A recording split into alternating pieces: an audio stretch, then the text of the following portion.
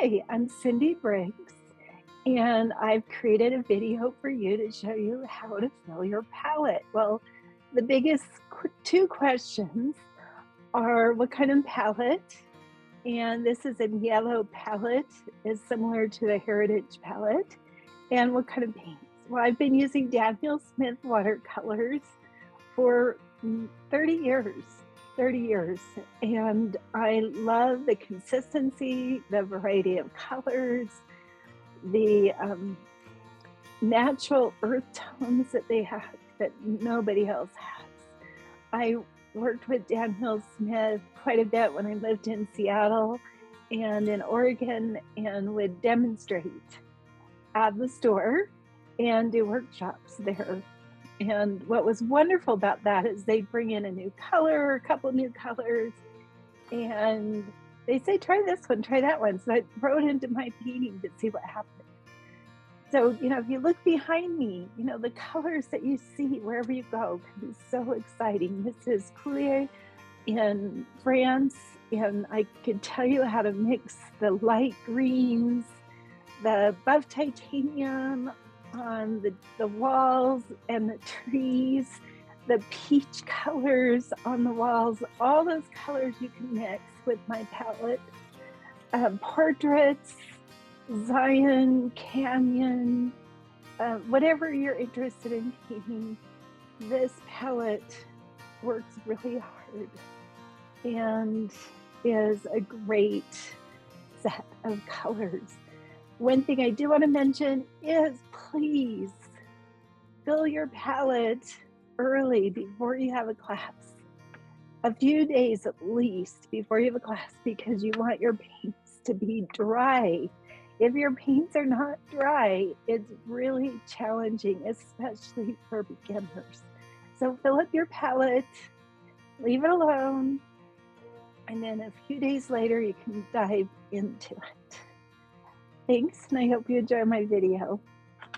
So these are most of my favorite colors. I had to narrow it down, and I've been teaching with these for years and found that we can mix just about anything. The palette, I want to show you how to fill your palette, and this is a Mijello palette. I saw it for $8 the other day online. And the Heritage palette, which is the same thing, I saw that one for about $22 online. And one thing I really like about it is the way it lays out. I've provided a palette map for you so you can also know where to put the colors. And let's go ahead and fill this. Now my colors are placed from warm to cool. If you put your colors in warm to cool, then it's easy to find them and kind of know where to go after a while.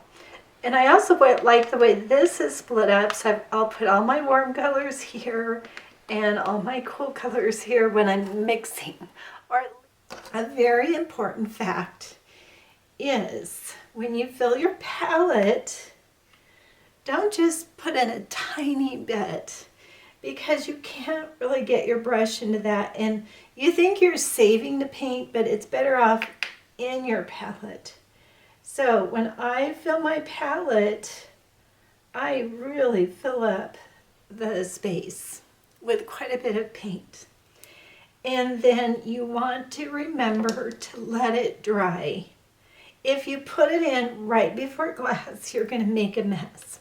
When I use fresh paint, I tend to just squeeze some over on the side if I want it, or use a little ceramic dish, and that way you can manage it a little better. So that's lemon yellow, which is part of my triad. In fact, I think that's how I'll start, is by putting in my triad. You can see that you could start with just these colors. Yeah. Granacridone Rose, Lemon Yellow, Phthalo Blue Green shade. Now if you get Phthalo Green Blue shade, it's the wrong color, and I actually just placed an order and he sent me that one. I'm like, I know I did not order that one. I do like neutral tint. This is your primary colors, and then I like to have neutral tint because then I can mix a darker version of a color. So if you're only starting with 4 colors, that's a great place to start. Neutral tint is not like Payne's Gray or Jane's Gray. It's a neutral color that you can mix with all of your colors to get a neutralized version of it or a darker version. And that's my puppy in the background. Let's see. And then I'll go ahead and fill in the rest of the colors. New Gamboge is my warm yellow. So in most of my colors, I have a warm and a cool version. So there's my warm and cool yellow. I think I'll go ahead and put my red in. Warm and cool red. This is cadmium red medium hue. So see, I've got a warm and cool, a warm and cool, and then my warm blue, warmer blue, would be my ultramarine blue. Now, why do I have ultramarine and cobalt blue? They're very similar. Cobalt is a little more opaque than ultramarine. Ultramarine is such a classic, and I like working with classic colors sometimes. So let's see. So then you've got your basics, warms and cools of each color. Now, blue is the hardest to tell if it's warm or cool. I just think of almost the turquoise blue, cyan blue that you see in glaciers or in glacial water. Okay, so what else could you do to have a pretty basic palette? You know, I could still get away with these. It is nice to have a white in case you want to mix something like cobalt teal blue or Naples yellow. These have white in it, or maybe a little lavender. It also has white.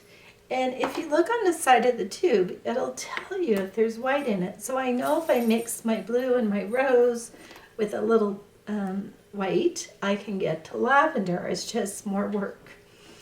All right, another color that I really recommend is Green Apatite Genuine. Yes, you can mix your greens, but this is a good base for all kinds of greens. I like it better than sap green. It's a wonderful natural green. So I could get by with these colors. If I wanted to add more of an earth tone yellow, there is yellow ochre. Now, yellow ochre and raw sienna are very similar. I just prefer yellow ochre for portraits. So that's why I like it. The raw sienna tends to have a little bit of granulation in it, and I think yellow ochre is just a little bit smoother. My brown is permanent brown. So see how I'm just kind of, you know, the order is kind of in the absolute. This is what I really feel I need. Permanent brown is a rich, warm brown. And you can get umber, you can get burnt sienna, you can do all kinds of things, but I can mix most of those browns with permanent brown and add green to it to get umber. I can add blue, I can add lavender. It's just, I just mix my browns in, and permanent brown is just powerful. It can do a lot for you. All right, so the rest of the colors, you know, if you're not ready to buy them all, this is a great set. And I break it down in my supply list. You know, if you only can get the 4, or if you want to get 9, or you want to get 13, you know, you can build into it. I will tell you that lavender is my favorite color to drop in shadows. It's kind of a dappling color if you want to suggest light and shadow. It looks fantastic, and I can drop it into just about any painting. Another color that I also often will use as my surprise color, these are surprise colors, is cobalt teal blue. Do you need it? No. You can buy your white and add it to phthalo blue green shade and get somewhere close. Like I said, most colors have the ingredients in there. You'll find that in my classes, I like to show you how you can mix it if you don't have it. Another color with white in it is Naples yellow. So, whoops. Well, see, I'm really filling this up. I feel like I should go to quinacridone gold. Quinacridone gold glows. It's a gorgeous, bright yellow. It looks dull on the palette, but when you paint it, it's very bright. And we'll be getting into working with your colors and getting to know them later. But this is important just to see how I fill up my palette. Let's see, that goes there. See, it looks kind of brown, but when you paint it, it's very bright. What's left? Orange. I'm not picky about orange. In fact, I don't care if you have cadmium orange hue or perylene orange. You just need an orange that's handy. And this one is pretty intense. So look how bright that is. So I often tone it down, honestly, with my Naples yellow for a wonderful peach. What else do we have? Rose of ultramarine. Now, Rose of ultramarine is rose and ultramarine blue. So you could mix that, but I like having it handy when I want to have some purples. And you can vary that depending if you add more rose or more blue to it. Cobalt blue is brighter than your ultramarine blue.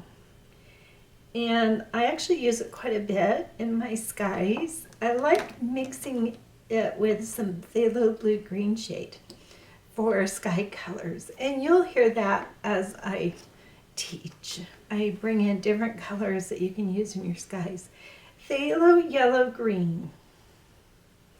Now, this is a wonderful spring green, and sometimes see your tube can just explode. So I'm going to want to grab a paper towel, where's one, and clean that off before it gets all over everything, because when it dries, it'll dry the lid closed. So it's just good to clean that off. I got most of it. All right. There. Now, phthalo yellow green is a great spring green, and I just grab that quite a bit when I'm mixing, doing spring flowers or trees. or just the sunlight side of some trees. Sometimes I mix it with quinacridone gold. Look at that. There is nothing like a beautiful brand new palette. So I've got paint all over myself. Okay, so these other colors, let's bring this over just so you can see it. This is just a ceramic dish. So if I want a wet color fresh out of the tube, you can either squeeze extra of that color on top, so you're not wasting any paint, or you could squeeze it into a ceramic dish or in the side of your palette. So, ooh, that's exploding. It traveled recently. So if you have it handy, that's funny. You know, I can grab it later. White you want to use fresh because it dries up and it gets all chunky. And the reason I have two is I just recently saw a wonderful demonstration by a friend of mine. And she uses designer's gouache while I've been using titanium white for adding white. I don't do it very often. But now and then, for instance, if I'm doing an impressionistic painting with lots of layers, then I may use titanium white. Above titanium, it's nice to have an off-white. You can mix it with lavender and Naples yellow. You can almost make the same color. Another color that I use, hopefully it won't explode, is Lunar Earth.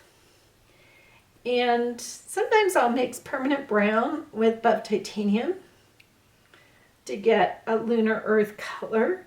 It's just a color I like to have handy for my canyons. Look at all that paint. So I'll set that aside. So there is a nice full palette. Now I would not paint with this palette until it's dry to the touch. This is a nice plastic mixing area, so you can actually, you know, if you want to put some of that extra paint on there, you can set it aside, you can mix on it. When I spritz my paint, I often use this Holbein Artist Watercolor. When I'm cleaning my area or I need more water, this is a spritzer that I found on Amazon. Sometimes another thing you can do to prepare your palette, whatever kind it is, so that your paint will spread out, is get it wet and then take a Mr. Clean Magic eraser and gently abrase it. That way it's not super slick. It'll take the paint a little better. And sometimes I forget to mention it. You can do it on this piece. Possibly pull that out. Smooth the paint. And I would probably use this. Honestly, I often lose this, but I'm excited to have one again. And then dry it with a paper towel. And it's ready to go once the paint is dry. If you're traveling, we usually suggest that you let it dry for 3 to 5 days at least. Sometimes I'll try and fill it a week early. I want to make sure it's completely dry. Leave it open and flat while you let it dry. And then it'll be ready for you in, you know, here in Utah, it'll be ready in a day or two. In the humid South or Mediterranean, it may take longer. It could take 5 to 7 days. So there we are. There's a nice clean palette to get you started, and all these fun colors from Daniel Smith that, you know, I've been working with Daniel Smith for, I don't know, 30 years at least. And I just love the consistency of their colors, the variety. They travel the world to get, there we go, to get their colors for you. There's some really interesting, like Green Apatite Genuine. This is colors from the earth, and they're amazing. The color fastness is great with all these. Most are transparent, but some have white in them, so those will be more opaque. And I'm going to be making a video about what's transparent and what's opaque, so you can look forward to that.